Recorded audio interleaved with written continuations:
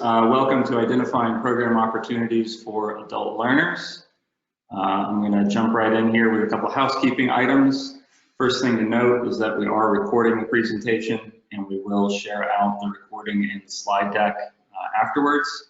Also note that there's going to be time for Q&A at the end, and feel free to submit questions using the questions box. Do note that there is no chat, so if you're looking for that feature, you'll be looking for a long time. And even though we'll be responding to questions at the end, feel free to submit questions at any time. No need to wait to the end. So as they occur to you, go ahead and pop those in. And there will be a brief survey at the end, which is basically a feedback survey. So it's an opportunity for you to let us know what was good, what wasn't, and how we can serve you better in the future. Here's our roadmap for our time together. I'm going to do a little bit of contextualizing for us, an overview of the priority of serving adult learners, why now is an especially strategic and important time to be focusing on that market. So to do that, we'll briefly review demographic trends and some economic and technological trends. Then we'll take a quick look at data by considering some of the unique considerations for serving adult learners. So what are the specific data points that you need to be paying especially close attention to? And then we'll get into the really fun part, which is going to be an example workflow in Analyst, where Morgan is going to walk us through how to actually put these principles into practice using the Analyst platform from dries. So with that said, let's jump right into the demographic trends. Big picture, the thing to note here is that there is a shrinking pool of traditional college-age students in the U.S. So this is a map of the United States broken down by county, and what you're looking at here is the percent change by county in the under 15 population between 2011 and 2021. So over the past decade, as you can see, there's an awful lot of red. So everything that's red or orangish has a negative percent change, and blue counties have a positive percent change.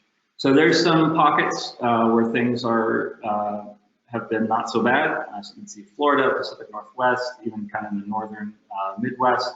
But much of the country, we saw a negative percent change. And that under 15 population is significant because those represent the upcoming, what you would consider traditional college-age students. And if there's just less people in that pipeline, there's less prospective students to go around. This is another look at that.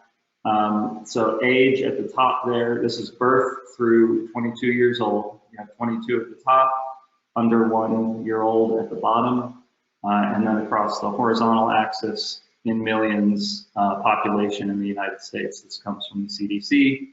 And as you can see, you've got, I think this is sort of the 12-year-old, 11-year-old bar, kind of halfway down the chart, and then it just starts to cut in. And so there's less and less young people in the pipeline, and this is as of 2019. So this is yet to hit. We're yet to really experience or feel this in higher education. But as you can see, again, there's this expectation that there simply won't be as many K through 12 high school graduates to go around when it comes time to recruit for enrollment. Much more could be said about that. We've covered it much more extensively in this report called the Demographic Drought. I'm not going to recap all of it here because it's not the focus of our time today, but you can get it at that URL or just let us know. We're happy to send it to you. It's a free download. But moving on to the economic and technological trends, the thing to note here is while there's this shrinking population of traditional age learners, there's a growing need for upskilling and reskilling among adult learners who are already in the workforce. So I wanted to share this real briefly. This is a paper that was updated in 2019 from two economists at Harvard University. They used burning glass data for this analysis, looking at changing skill requirements of work, and specifically not so much jobs completely disappearing out of the economy and totally new jobs coming in, though that does happen. But what they found is there's a notable and significant trend where existing occupations. The occupation continues to exist, but the work required to do it fundamentally changes.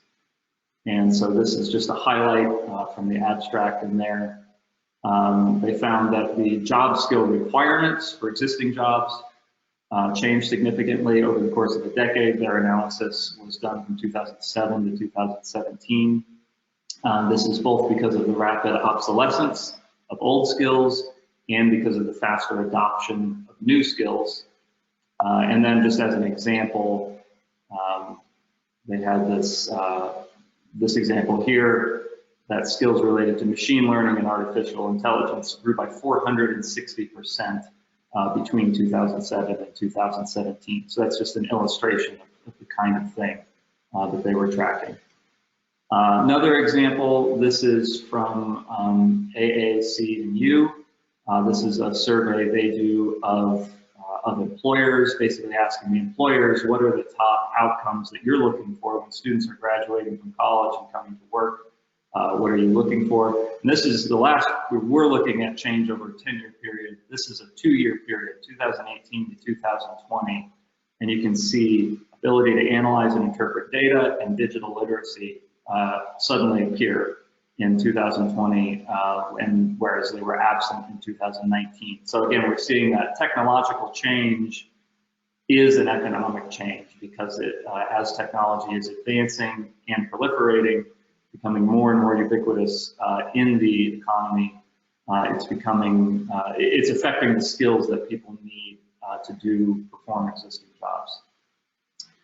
Michelle Weiss, if you're not familiar with her work, she's really done some outstanding work on this. She was at Strata, Chief Innovation Officer there. I believe now she's with the National University System, but she also used to work with the Clayton Christensen Institute, and she's published a book on this, kind of a broad concept of long life learning. And basically, she's done a lot of work talking about the need to stop thinking of college as this one and done kind of thing, but rather as something that learners and workers continue to come back to as needed over the course of their working lives. So I know many of you on this call probably already know this and already get this, but I just wanted to equip you with some resources and some data to back that up, so that as you're engaging with your colleagues on campus, you can also help them understand why serving adult learners is really a strategic thing to focus on at this time. So this is just recapping where we've been. Declining population of traditional age learners means must look elsewhere to make up enrollment shortfalls. And then the growing need for lifelong learning means that learners are looking for education to help them stay relevant and in demand. And then just a note there to say that employers also will be looking for education partners. And we've seen this, some, the big ones like the Google and the IBM, of course, starting to come out with kind of their own types of credentials, but for the vast majority of employers, they may not have the infrastructure or the desire to do that. And so they'll be looking to higher education institutions. There's an opportunity there to partner with them and provide the kind of upskilling and education that they want their workforce to have in order to continue to be productive and effective. So now I just want to briefly run through some survey data to hear from adult learners themselves. We've looked at the broader trends, but what are the learners themselves looking for? What are they desiring out of their education? So this comes from Encora EduVentures research.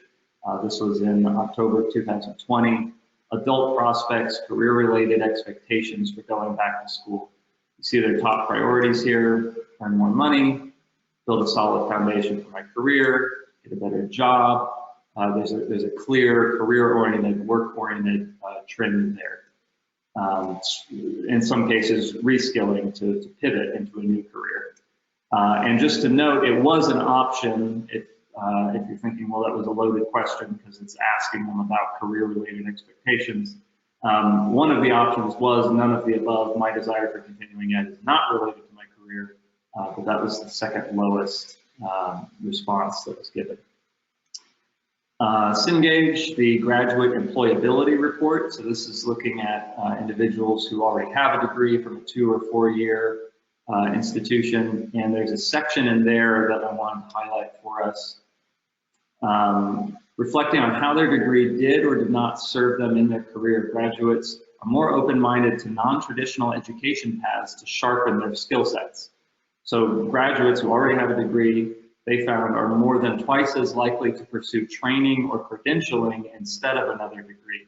Now, so we've seen over the past year as enrollment has really suffered, graduate enrollment has been sort of the silver lining. So obviously there is still demand for graduate degrees, but they found here that when they asked this question, are you considering additional training or educational courses to get ahead in your career? As you can see, the top two responses were yes, I need additional certifications, or yes, I need additional training.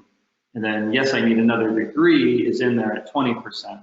But there's a stronger interest in this kind of non-degree additional skill-based training from those who already have degrees and are looking to upskill. What about alumni who have a degree and a credential? We can get some insight into that from Strata.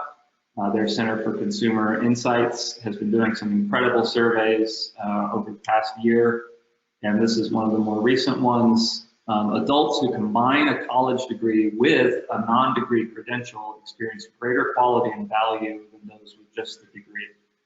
So they are looking across three dimensions here. Did it help me achieve my goals? Was my education worth the cost? And does my education make me an attractive job candidate?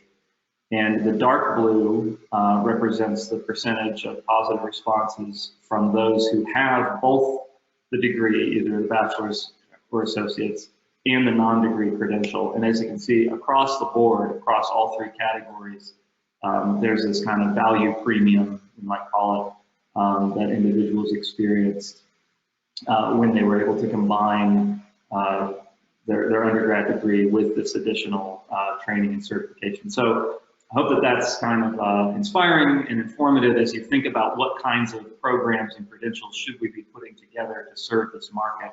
There really is the opportunity to deliver greater value for them with some creative thinking along those lines. Let's talk data. So unique data considerations when you're doing market research to serve adult learners. I'm going to start on the demand side. Of course, it is always important to understand market demand. We want to think through things like where are the job opportunities, and that means regions, states, and cities more and more, especially continuing in professional education, being offered online, and so that can kind of broaden your horizons in terms of understanding where is their demand concentrated in the economy across the nation. But also specifically which companies are hiring. And that level of precision is important both for the actual planning and development of the credentials, but also with regards to partnerships, as far as identifying, like we talked about earlier, those employers who may be looking for someone to come alongside them and offer relevant training. If you know who's hungry, who has that strong demand for certain skill sets, that can inform your partnership outreach, as well as just career and academic advising and helping students understand where they can go once they have the education, what specific job titles are in demand. Same reasons when you're going into a partnerships conversation, helpful to understand in more detail where the demand is, but also when you're talking to prospective students, helping them understand. Thinking in broad occupation categories is a good place to start, but as we'll see when Morgan gives us a walkthrough in a few minutes here, it's really useful to get below that broad occupation level. Something like financial managers would be an occupation, but then to get in and see, well, does that mean equity analysts? Is that tax? Is that financial planning and analysis? Understanding in greater detail is important for developing those really targeted credentials. And then what are the specific skills and what's the level of education that they require? That obviously is essential for informing curriculum. So that applies certainly here, but also just broadly.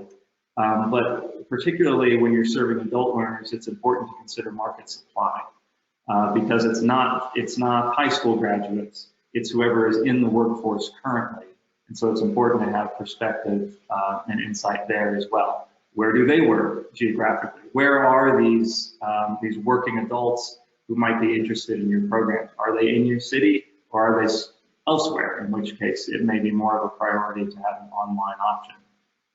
What jobs are those professionals working in now? And what skills do they already have?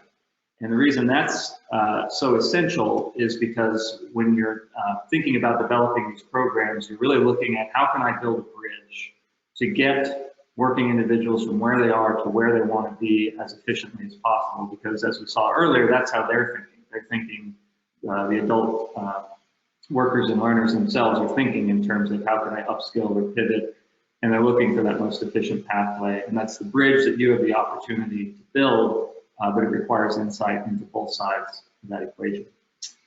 So that is what I have for you in terms of setting things up. I'm gonna kick things over to Morgan at this point.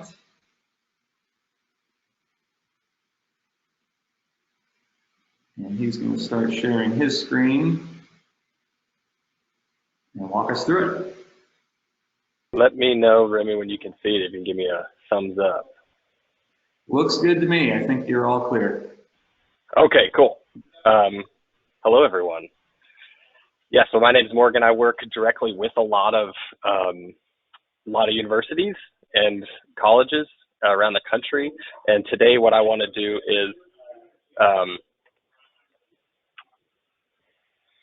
are you able to hear me? I'm getting a note that I can't be heard. I can hear you okay. See if there's any chats coming in that having trouble hearing.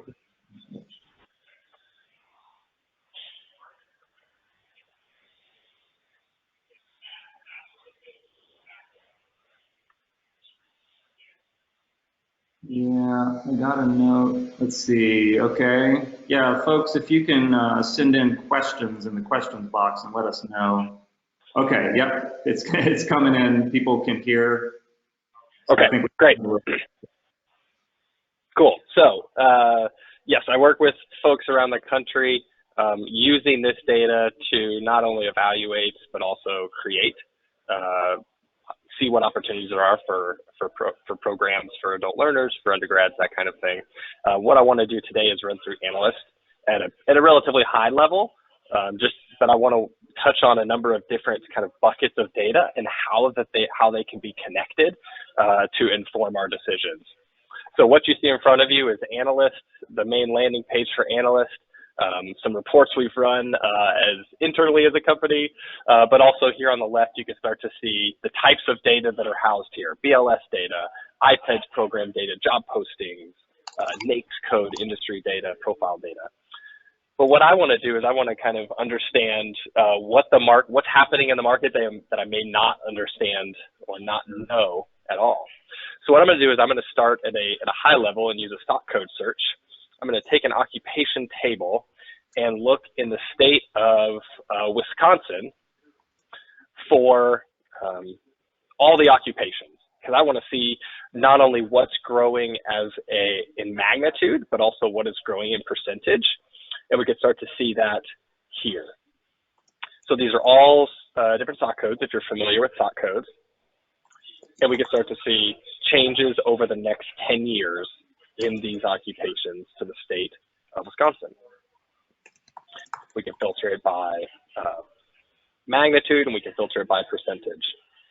But what you can already start to see here is a lot of these jobs that are showing up are not adult learner jobs. They're maybe like entry-level jobs or associate degree level jobs. So what I actually want to do is add a really quick filter for average or entry-level education, typical entry education. So I'm going to add that column into this data table, and I'm going to run a really quick filter. So this entry-level education is greater than or equal to bachelor's degree. So I'm going to basically pair my search to bachelor's degree and above, and you can start to see a big difference in the occupation codes. So something like software developers, software quality analysts, and testers, it's growing everywhere as a percentage and as a magnitude. And we can see that here, 16% growth in the next 10 years equates to 4,100 jobs. But what we can do is really quickly start to identify what might be an interesting occupation to drill down into that maybe we don't understand very well. And there's a lot within the software developer world that may not be understood. There's lots of different veins and pathways within that, so we can drill down there.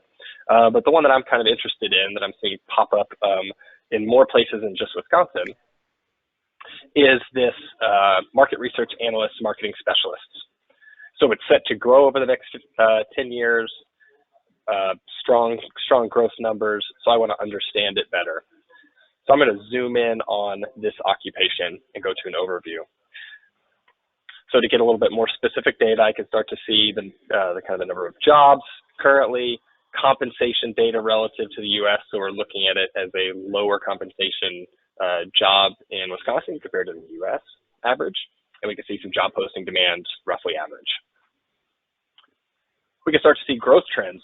So as Ray was talking about, understanding where growth is or where adult learners might be, I've controlled here for a couple different MSAs to compare to Wisconsin as a state. So it's supposed to grow 14% in Wisconsin, but in Milwaukee makes up 6.5, that percentage, Chicago, Minneapolis, and Madison.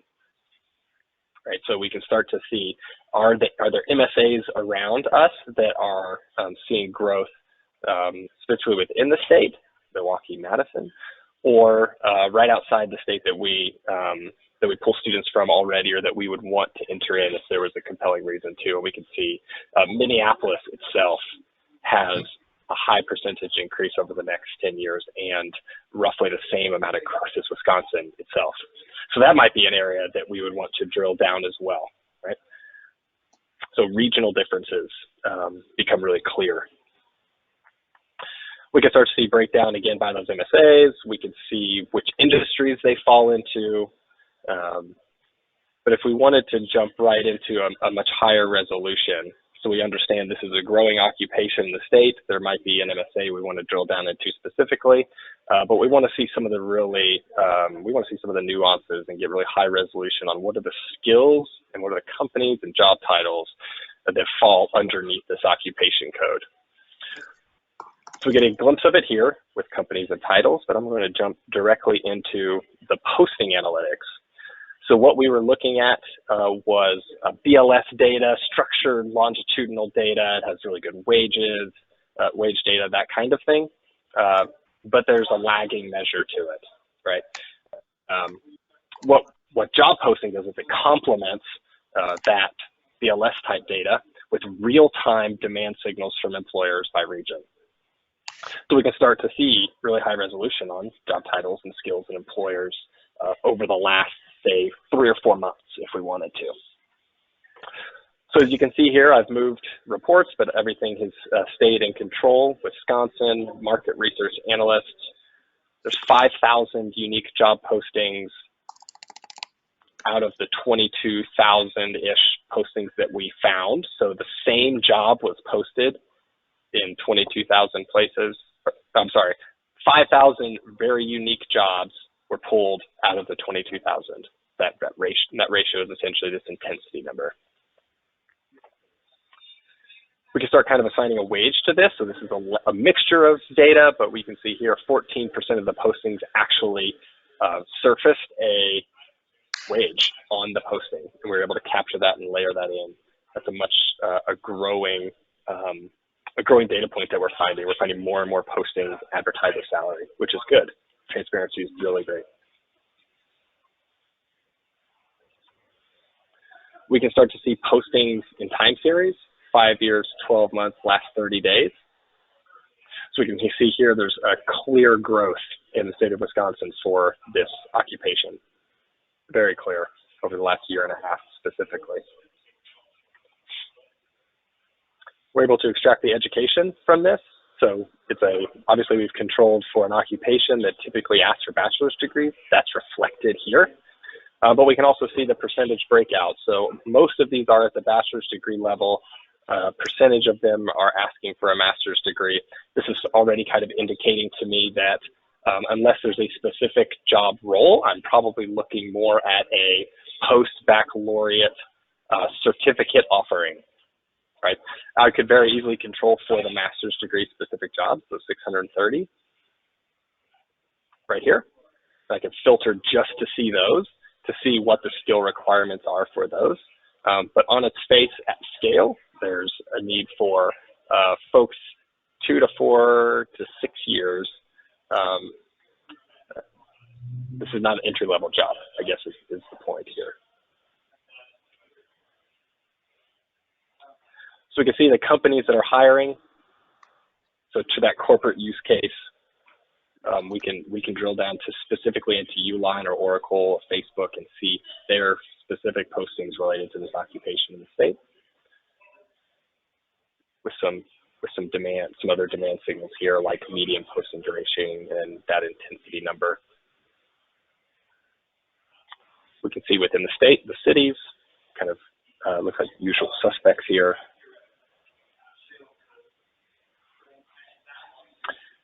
And at a really high resolution, there's job titles.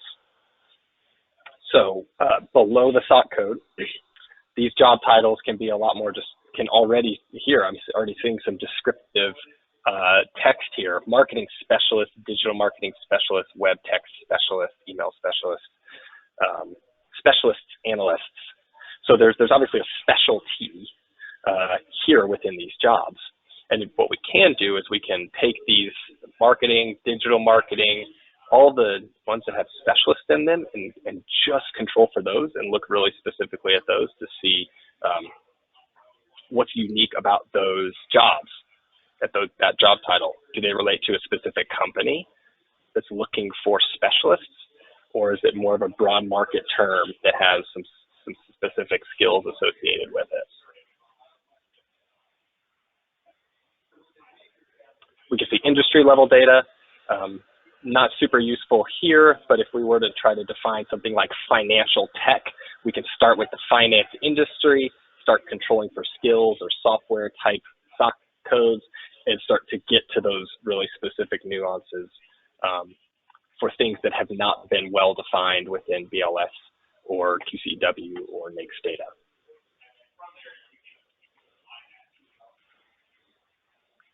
Here, what we're looking at is really where a lot of folks iterate is this hard and common skill gap analysis. So you can see in the dark blue or black, those skills. So basically data analysis, digital marketing, analytics, these are skills that are showing up the most within these job postings. These are the top skills related to these postings that we've controlled for, okay? And that's kind of already connects to what you're seeing in the AACU survey there, Remy, about analyzing data and understanding and interpreting it as a skill, digital skills. But in the light blue, we can see the frequency with which those skills are showing up in profiles. So we'll jump into the supply side data, but here is a layering on of the real-time demand signals of job postings, the top skills related to marketing specialists, and the supply side data. So the folks that fall under this occupation in the state of Wisconsin, this is how many of those folks cite these skills in their profiles. So essentially we have skill gaps here in data analysis, analytics, SQL, finance, related to this occupation in the state.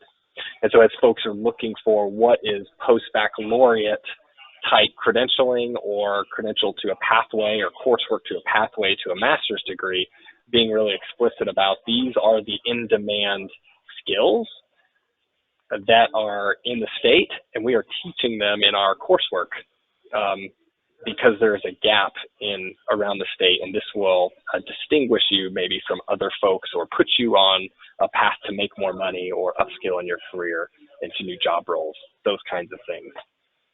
And so we see that in hard and in the common skills. Okay. So the last piece before we do a little bit of a question and answer, what I want to do is take this occupation code and go back to Remy's point of where are these people? Where are these people? We've defined how we can upskill them. Essentially, there's an opportunity to upskill them in this data analytics, the science of marketing rather than the art of marketing.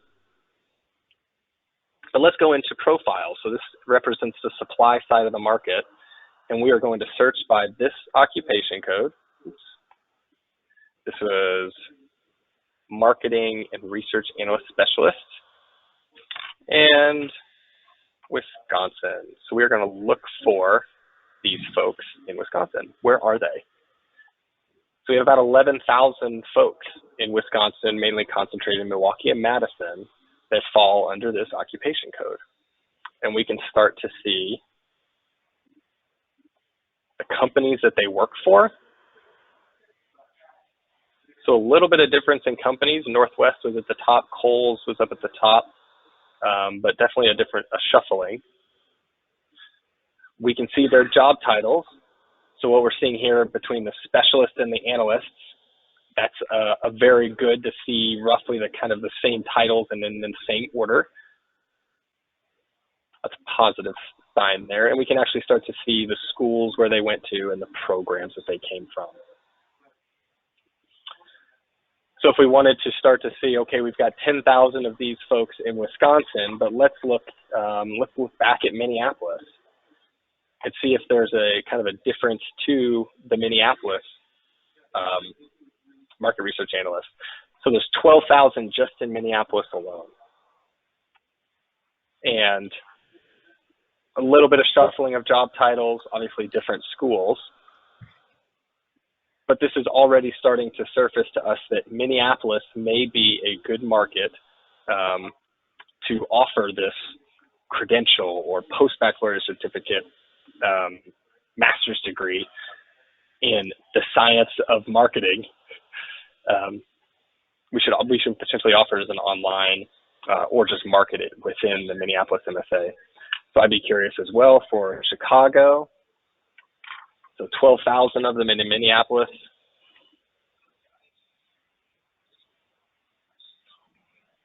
30,000 in Chicago.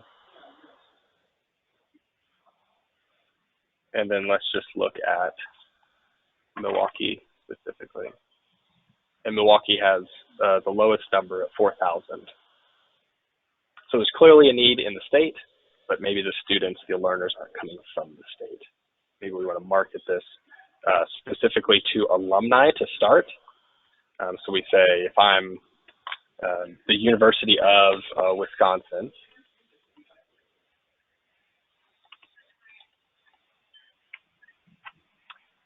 so let's do Wisconsin, Milwaukee.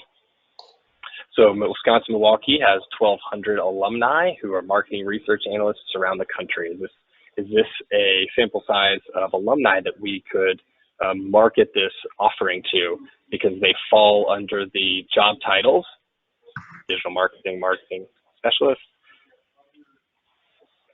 and where there's skills here.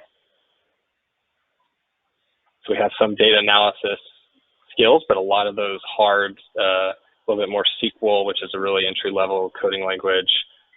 Some of those skills would be valuable to these alumni who are in this job role. So maybe we're targeting alumni with a certificate or pathway to a degree, or we're marketing these skills in Minneapolis to these marketing research analysts.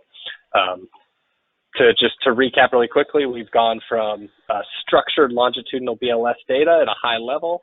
We've created some resolution by looking at a specific occupation and letting that kind of be our guide into the real-time in-demand job posting data and real-time supply data.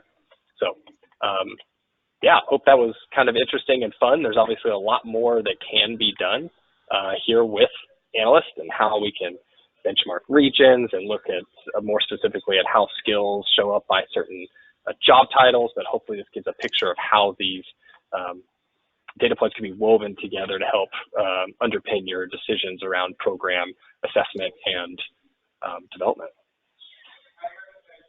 Awesome. Fantastic. Thank you, Morgan. And I'm actually going to leave it if you want to continue to share your screen, because I think we might have some questions coming in that you might be able to walk us through. Sounds good. And everyone, just a heads up, I am going to launch a quick poll question as we transition into Q&A. We do have a bunch of questions. Please feel free to continue to submit those.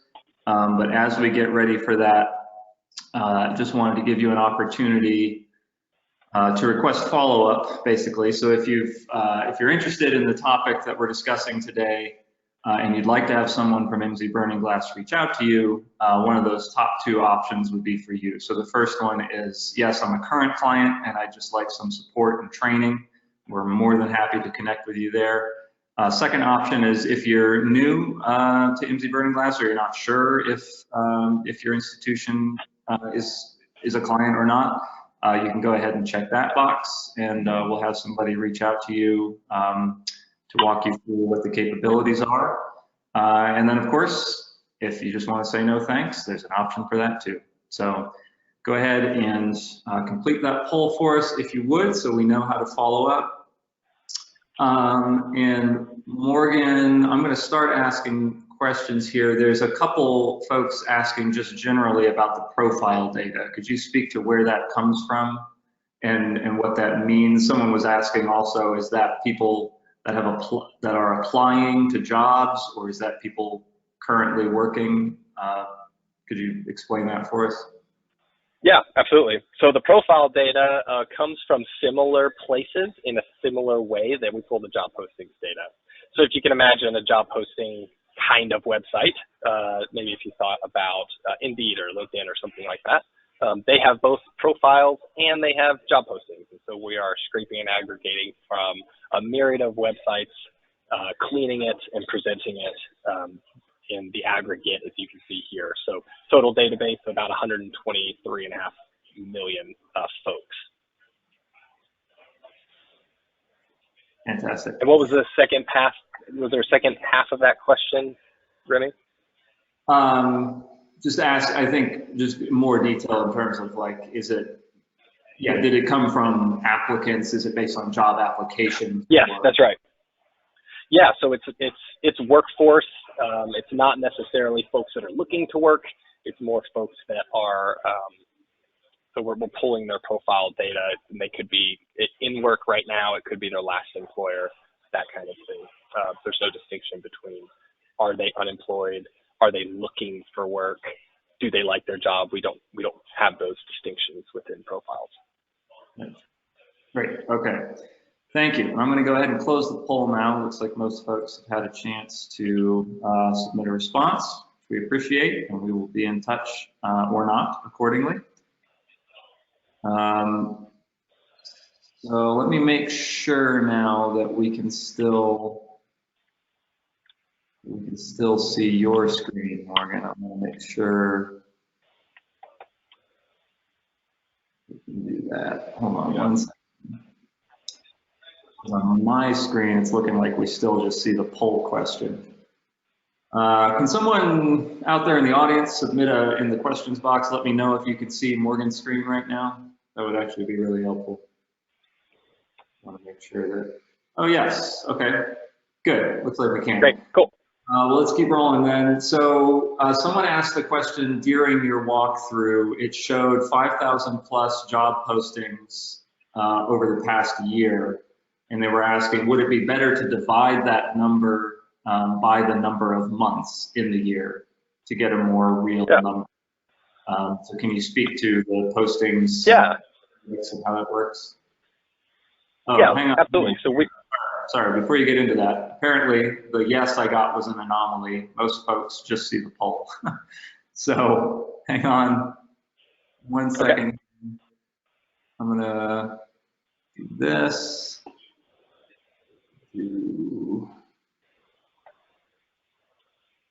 this.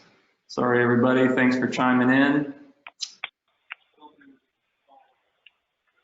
And let me switch it back to Morgan.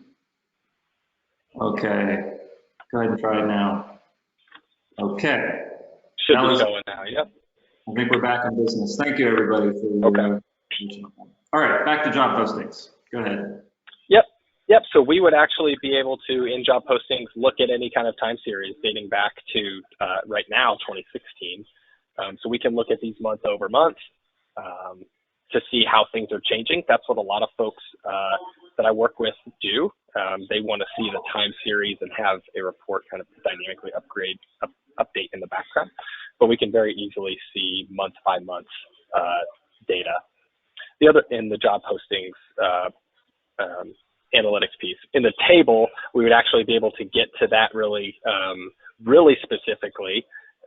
I don't know that we want to do all of this, but within a table, you would be able to find like new unique openings by month. So new jobs that are posted every single month. We would be able to create that in a filter the way that we did for the, oh, here we go, newly posted. I must have run this recently. So unique postings within a time frame over a month. So by this job title within the state of Wisconsin, underneath this SOC code, a little bit of controls. This is how many marketing specialists at a job title are posted in each day. Great. Thank you very much.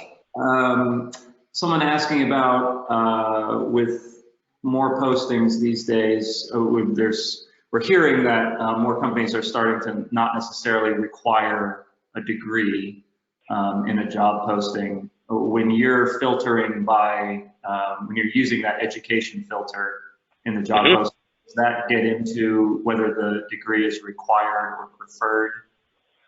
How should we think about that? Yeah, great, very good question. So we are pulling it through our natural language process that does not make that distinction. What we can start to do is look at associate level degree jobs that are looking. So some of these, so we've controlled for associate's degrees. So all of these associate degrees, these job postings, cite that we need an associate's degrees, and about just under half of them are citing a bachelor's degree. So that's going to indicate associate's degree, kind of bachelor degree preferred. We can also, if we're getting into pretty high resolution, we can start to see the actual posting as well. So we can start to see like preferred.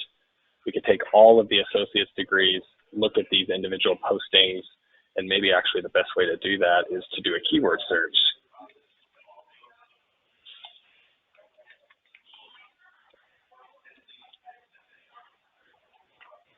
So we're going to look specifically for those two words, bachelor preferred, within the job postings.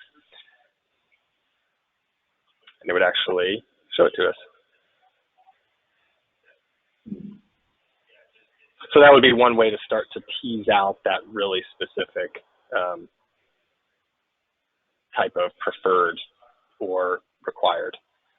Right. It really depends on the scale with which you're looking at, right? That whether you need to make that distinction or not. And sometimes it's very necessary and sometimes it's not so much. Great, thank you. Oh boy, let's see here.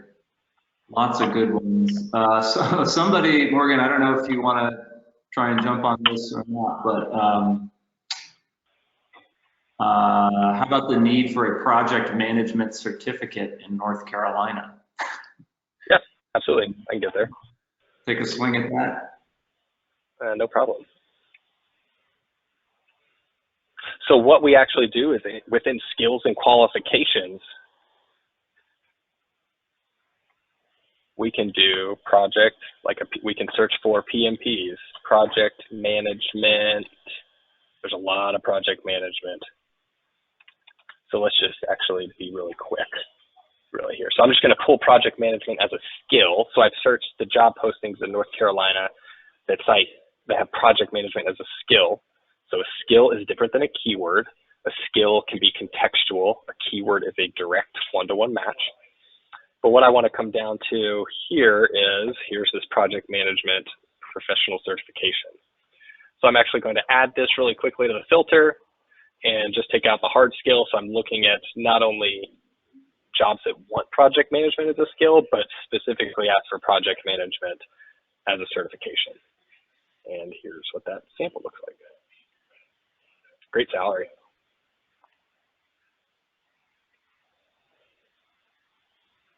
And let's see, wow, nearly parabolic.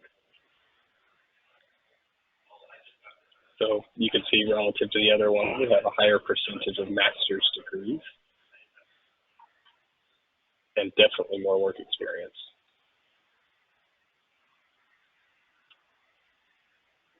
We can start to see the skills that come with that. Obviously project management, but something like agile or change management. Change management actually looks to be oversupplied, whereas milestones is undersupplied. And that may be simply people don't know that this is a valuable skill.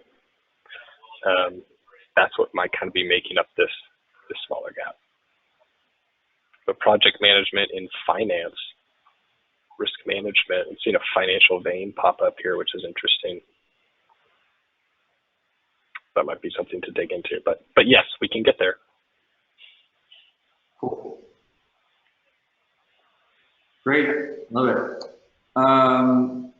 One interesting question that came in is there anything we can do to help institutions identify in-demand skills? Specifically, what are the ones that they're already teaching, the ones that they're not teaching? Do we have a capability to get that insight to them? Yes, IMSI can. It's not within this analyst tool here, but we can absolutely tag curricular content in the same skill language that you're seeing here in this tool, so that relationship can be made, right? It's a really explicit connection between curriculum and the world of work. So we can see Uline is hiring for project management skills in Wisconsin, and here are those top skills and the 4 that are in a gap. Where are those in our curriculum? What's the connection? Are they all in 1 or 2 or 3 courses? Is it in a full master's degree? How do we need to right size that? How do we want to go into Uline's office and talk to them about upskilling their workforce? Is there enough demand at scale to deploy it within a region? We absolutely can make that connection. It's just not within this specific tool here. This is labor market analytic data. Great.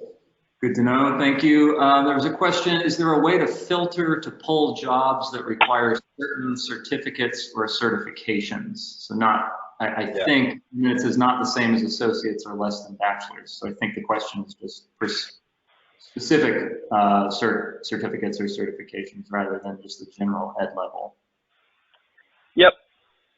The way to do that is going to be very similar to the project management flow we just did, or by keyword. So a lot of the skills and qualifications, so kind of as an example, Salesforce, Einstein, or certification, these certifications are being picked up more and more through our natural language process, and we're able to surface them as a skill, as a qualification, right? So that is one way to try to find a Salesforce specific skill or an Azure specific skill, right? But we can also look for certification language. As you see, I've already done it here. Certification language specifically from job postings. So bachelor's degree jobs that have this specific wording around certificate, and we can kind of parse through a handful of those actual job postings to get a feel for what that certificate might be.